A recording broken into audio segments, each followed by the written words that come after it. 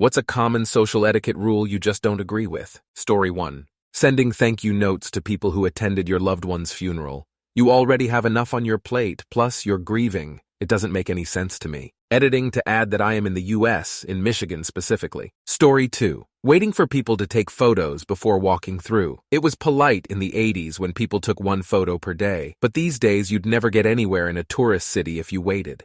It's not reasonable to hold up a pavement while you take 17 photos for your Instagram. I'm going through. Story 3. To always ask if anyone is going to have this last piece of whatever food is out. Obviously I do it because I don't want everyone to think I'm an ass. But there's always that awkward 5 seconds of everyone looking at each other with blank expressions before you get approval to eat. Wish I could just dive in there. Story 4. Tipping in 95% of situations. Just doing your job should not require a tip. Businesses should pay more and not put it on the customers. I always tip 25% or more because it's not the workers' fault that companies are awful, but it just rubs me the wrong way. Story 5. Don't know if it's a universal thing, but at every place I or my parents worked at, there was this weird rule to bring some food with you if you have your birthday on a workday. Luckily, my birthday didn't land at a workday for the past 2 years, but I still just don't like that at all. I'm not going to work at that day to celebrate, and my coworkers aren't my friends. I would even prefer if nobody at my workplace knew when I have my birthday, but my boss literally writes it down for every employee to make sure we all know each other's birthdays. I just want to go there, do my fucking job like any other day, and then go back home to enjoy my day with friends and family.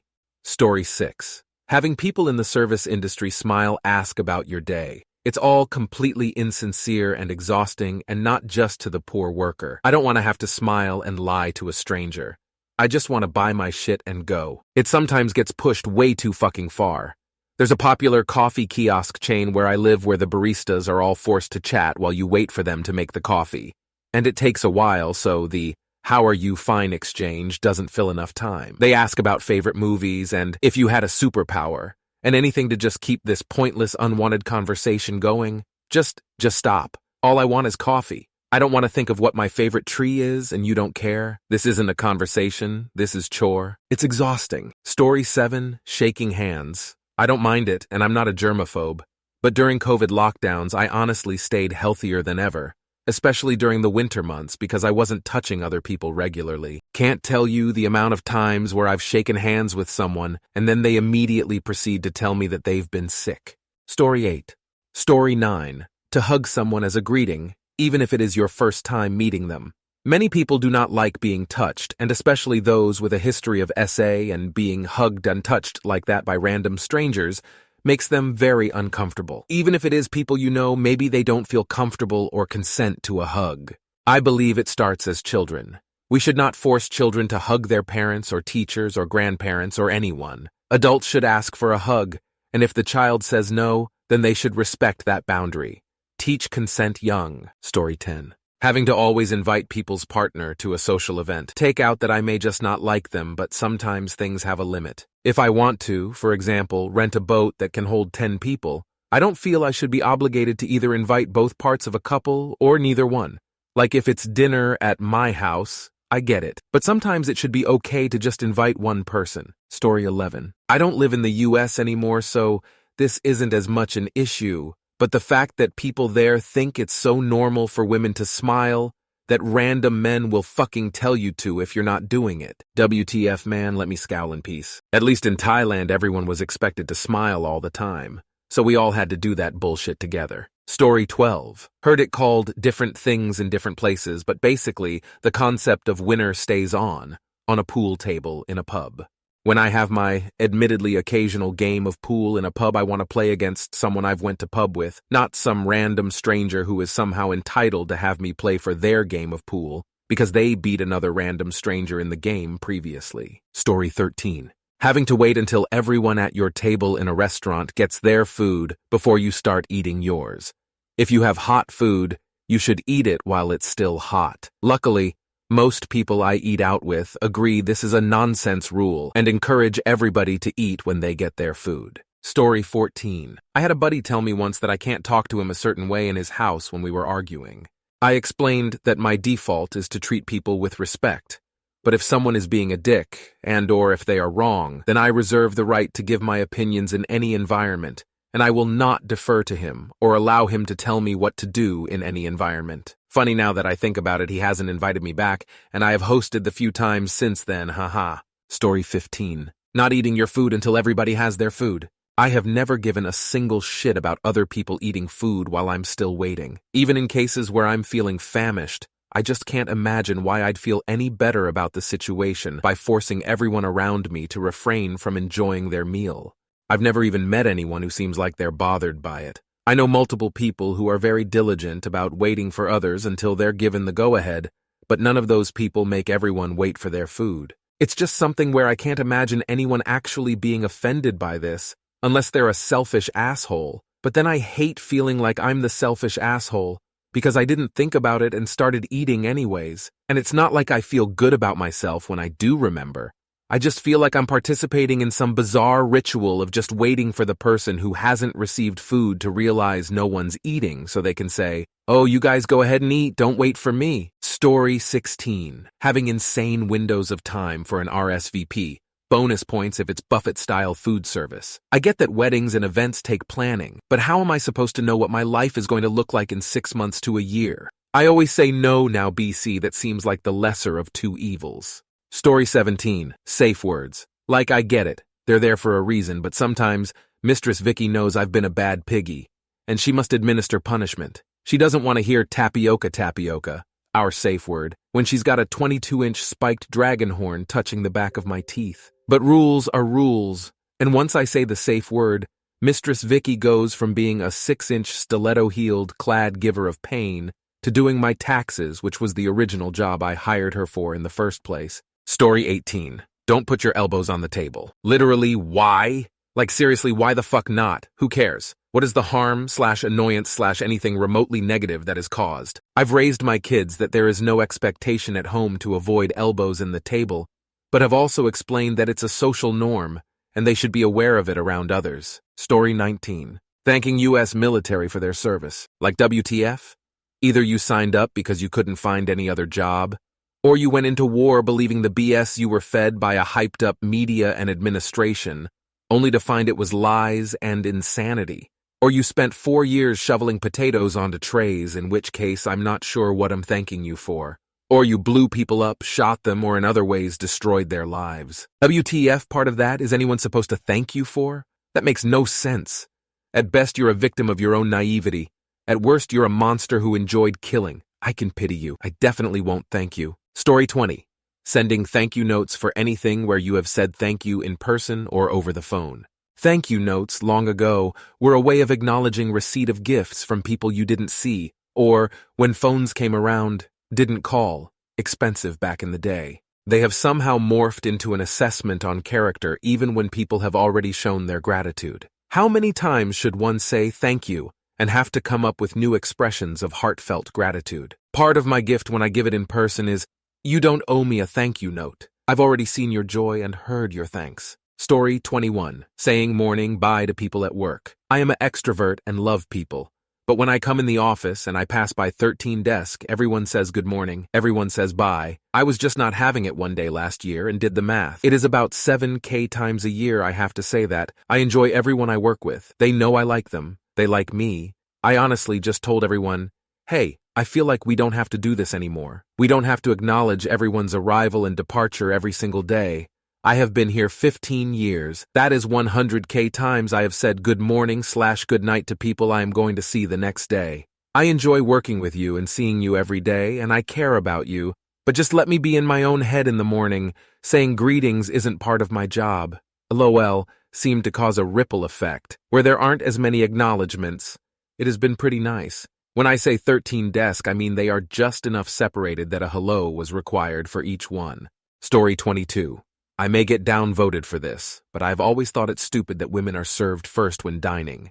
But hear me out. It is also socially acceptable to wait for everyone to be served before you start eating, which means that by serving women first, then making them wait until the men are served, the women are eating cold food. Well, maybe not actually cold, but their food has definitely been sitting there for some time before they are able to eat it. My reaction to this, as a man, is to tell the women, or anyone actually, to go ahead and eat while my food is coming. Eat it while it's hot.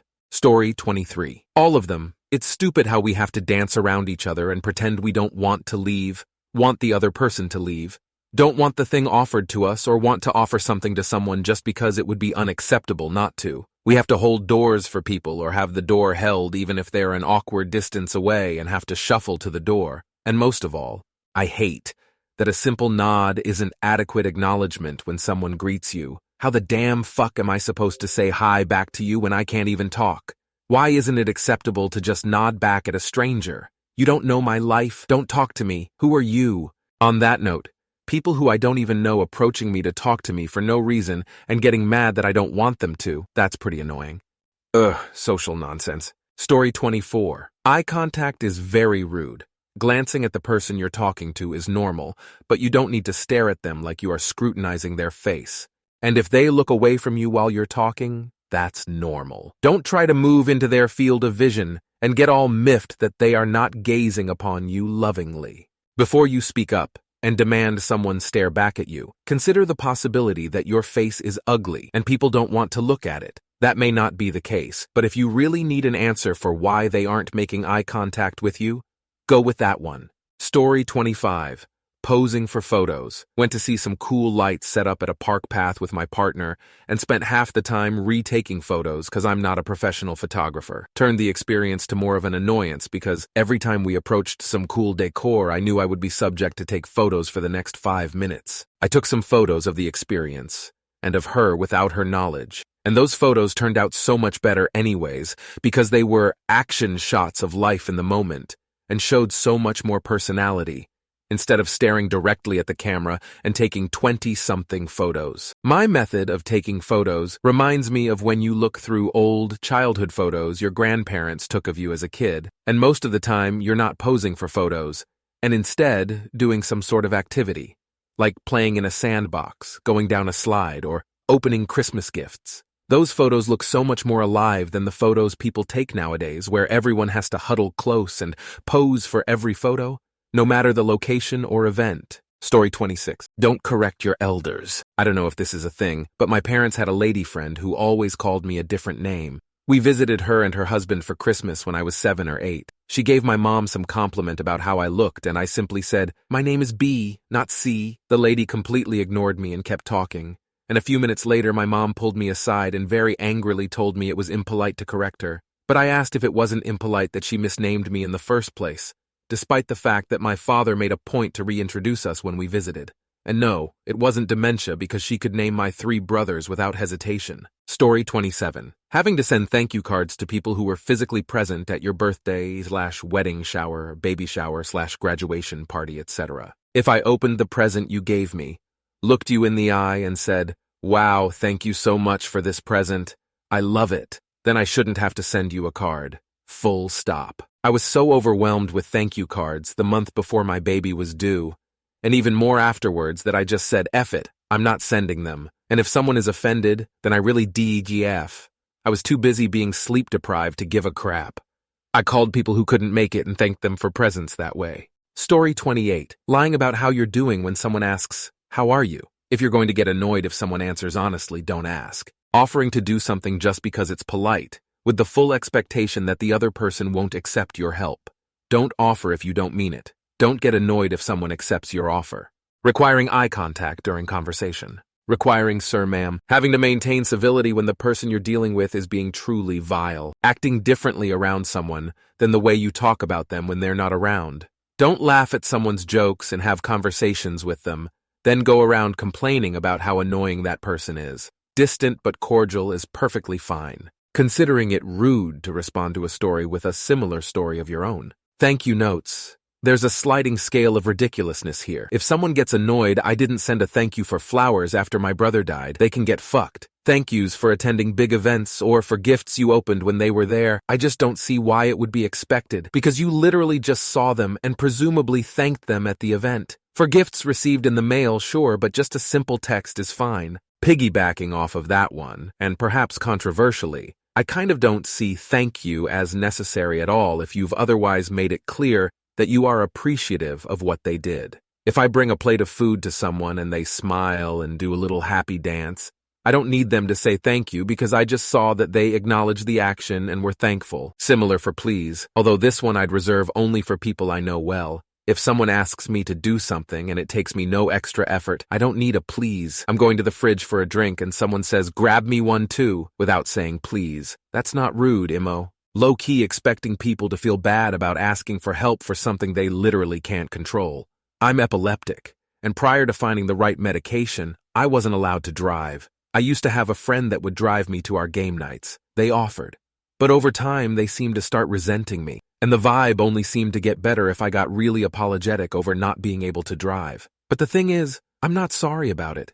It's not like being epileptic is my fault, and it's far more inconvenient for me than them, considering my ability to travel was entirely dependent on whether or not someone felt like being charitable. This ultimately goes back to the don't offer if you don't want to thing, but with the extra layer of being put off if someone accepts your help without being apologetic. Story 29. Small talk, social events at work. I'm there to get my work done and then go home, not socialize.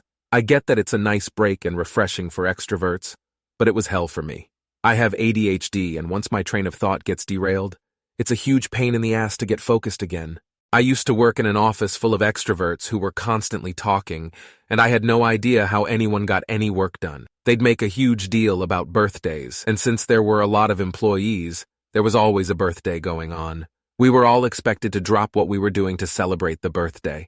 I wouldn't tell anyone when mine was, and some of them made it their mission to try and extract that info from me. It became more of a problem when I started doing bookkeeping and had constant interruptions from coworkers showing up at my cubicle to chat about bullshit, or the receptionist scampering through the halls yelling that it was someone's birthday. People would act like I slapped them in the face when I'd say, "Hey, sorry, I really gotta focus on this right now." At lunchtime, I would always go out to my car to eat or take a nap so I could have a break from them. I would have to drive and park elsewhere because they'd still bother me in the parking lot. This also seemed to piss everyone off because I wasn't socializing on my lunch break. There was so much pressure to socialize that it felt like a hidden job requirement. Like, do you want me to do my job? Or do you want me to entertain all my bored coworkers? Because I can't do both at the same time. Story 30. This may not be social enough, but the no elbows on the table rule. Sometimes I just need to set my elbows on the table to stabilize while I eat. It's been a day long. I want to rest my elbow and let the rest of my arm do the work. I find nothing improper about it. It was never enforced in my family growing up. Not I or anyone in my family felt the need to keep our arms confined to just above our lap space when enjoying family dinner time. I've always just found it to be a strange rule.